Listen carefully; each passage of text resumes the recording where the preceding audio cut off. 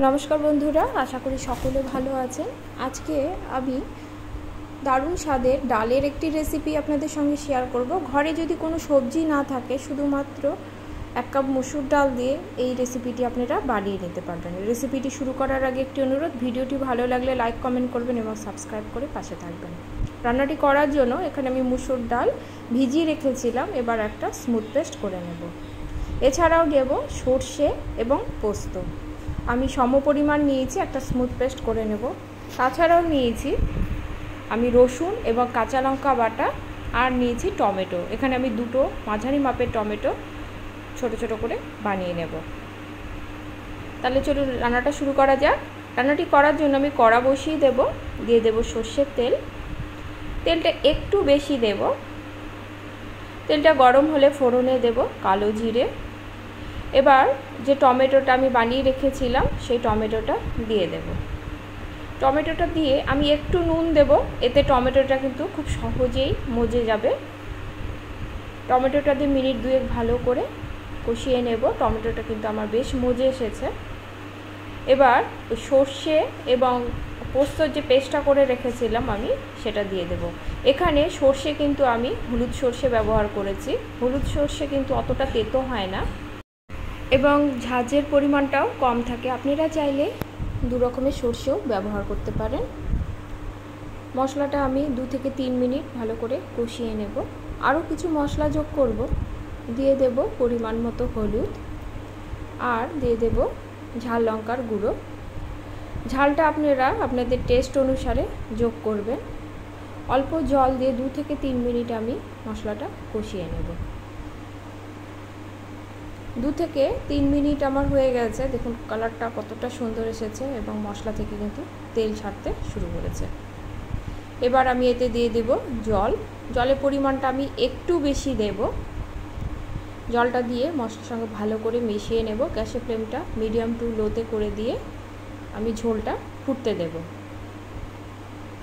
অপরদিকে ডালটা দেখে নেব। যে ডাল বাটাটা আমি করে রেখেছিলাম তার মধ্যে দিয়ে দেব স্বাদ অনুসারে নুন, আর দিয়ে দেব হলুদ এবং অল্প চিনি। এটা অপশনাল, অনেকে চিনি পছন্দ করেন না, তারা কিন্তু স্কিপ করতে পারেন। একটু ঝাল লঙ্কার গুঁড়ো যোগ করব। বেটে রাখা কাঁচা লঙ্কা এবং রসুনের পেস্ট আমি এর মধ্যে দিয়ে দেব। ভালো করে আমি ফেটিয়ে নেব। আমার ডালটা ভালোভাবে ফেটানো হয়ে গেছে। এবার আমি একটি তাওয়া বসিয়ে দেব। দিয়ে দেব সর্ষের তেল। তেলের পরিমাণটা প্রথমে আমি একটু বেশি দেব। তেলটা তাওয়াতে ভালো করে মাখিয়ে নেব।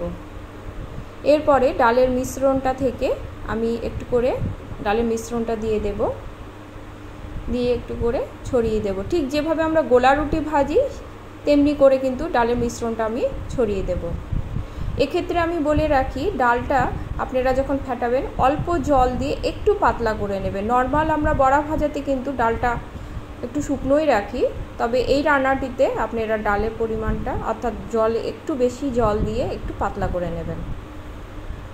আমি ভালো করে ডালটা ছড়িয়ে দিয়েছিলাম। আমার 1 পিঠ যখন হয়ে গেছে, ঠিক যেভাবে আমরা পাটিসাপটা ভাজ করি সেভাবে আমি ভাজ করে নেব। আমার হয়ে গেল। এবার এভাবেই আমি বাকিগুলোও ভেজে নেব। প্রথমেরটা যদি সহজে উঠে যায়, পরেরগুলোও কিন্তু খুব সহজেই খুব তাড়াতাড়ি এভাবে উঠে যাবে। আমার 2টো ডালের পাটিসাপটা হয়েছে। এবার আমি কেটে নেব। এখানে আমি একটু ছোট ছোট করেই কেটেছি, আপনারা চাইলে বড় বড় করে কেটে নিতে পারেন। আমার কাটা হয়ে গেছে। দেখুন পিসগুলো কতটা সুন্দর হয়েছে। এমনি এভাবে ভাজা অবস্থায় কিন্তু খাওয়া যায়।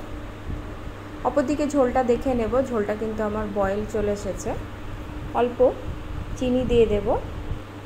এবার এতে পাটিসাপটাগুলো দিয়ে দেব। পাটিসাপটা যেহেতু ডালের করা, তাই ঝোল কিন্তু অনেকটাই টেনে নেবে, সেজন্য কিন্তু আমি জলের পরিমাণটা একটু বেশি দিয়েছি। 5 মিনিট পরে আমি ঢাকা খুলে দেখে নেব। আমি কিন্তু একটু ঝোলঝোলই নামাবো। যত ঠান্ডা হবে এই ঝোলটা কিন্তু টেনে নেবে। আমার নুনটা একটু কম মনে হচ্ছিল, আর একটু নুন দিয়ে দেব, আর দিয়ে দেব বেশ কিছুটা ধনেপাতা কুচি। ভালো করে মিশিয়ে নিয়ে 8 মিনিট 2 মতো ফুটিয়ে নিয়ে গ্যাসের ফ্লেমটা অফ করে দেবো। দেখুন কতটা সুন্দর কালার এসেছে।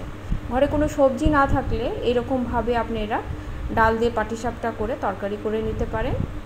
রেসিপিটি ভালো লাগলে বাড়িতে তৈরি করার অনুরোধ রইল এবং কমেন্টে কিন্তু আমাকে অবশ্যই জানাবেন। আমি ঝালের জন্য আরও 2টো কাঁচা লঙ্কা দিয়ে দেব। গ্যাসের ফ্লেমটা আমি অফ করে দেব। এই রেসিপিটি গরম ভাতে তো ভালো লাগেই, রুটি পরোটা দিয়েও কিন্তু খেতে দারুণ লাগে। আজ তাহলে এই পর্যন্তই। সকলে ভালো থাকবেন। ধন্যবাদ সকলকে।